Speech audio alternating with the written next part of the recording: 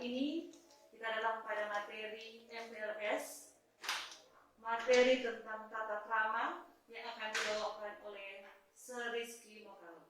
Kepada Sir dipersilakan. Terima kasih. Baiklah, saat ini kita akan menguraikan materi mengenai tata krama. Dan seperti yang kita tahu, tata krama adalah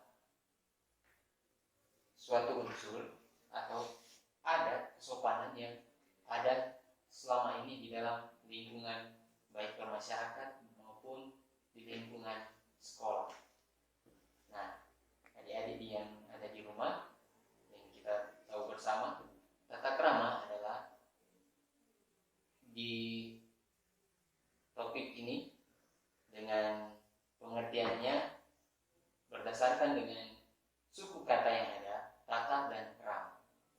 Kita tahu bersama yaitu tata berarti adat, istiadat atau aturan dan norma. Sedangkan krama berarti sopan, kelakuan dan tindakan yang ada. Jadi bisa disatukan ketika tata krama berarti adalah sopan santun, kebiasaan yang ada di dalam keseharian. Tata krama sendiri yang ada di dalam sekolah ada beberapa unsur. Yang pertama, tata krama dalam pergaulan yang ada di sekolah.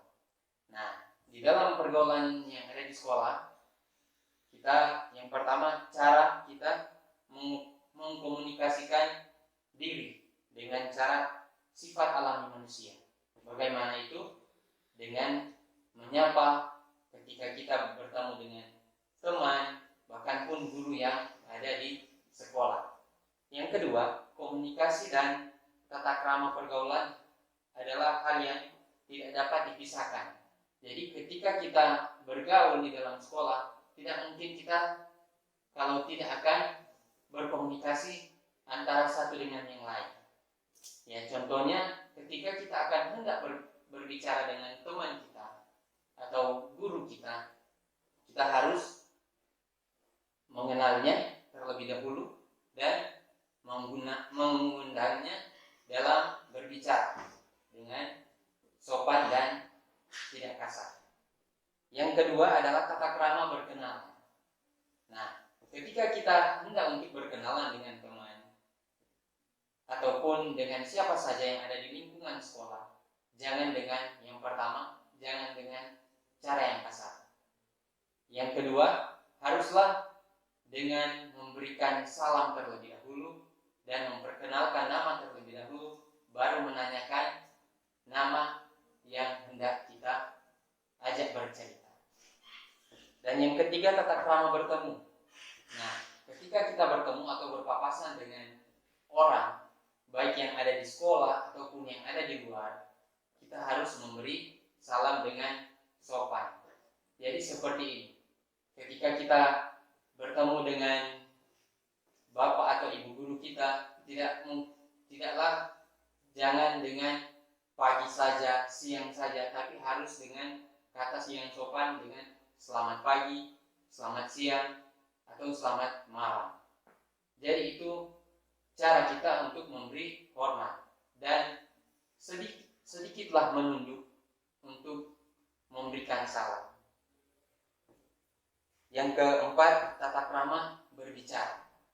Nah, ketika kita berbicara dengan orang lain, ketika kita dengan sopan memberikan sapaan, tidak mungkin orang yang kita akan ajak bicara dengan nada yang sopan, dia akan membahas dengan kasar, tidak mungkin.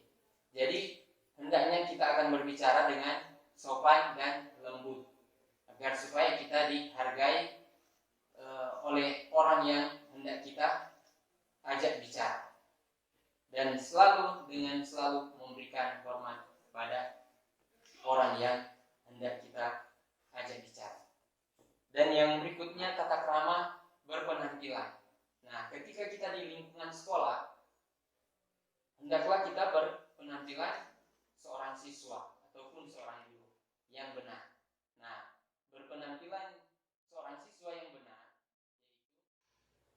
yang berikut adalah cara makan.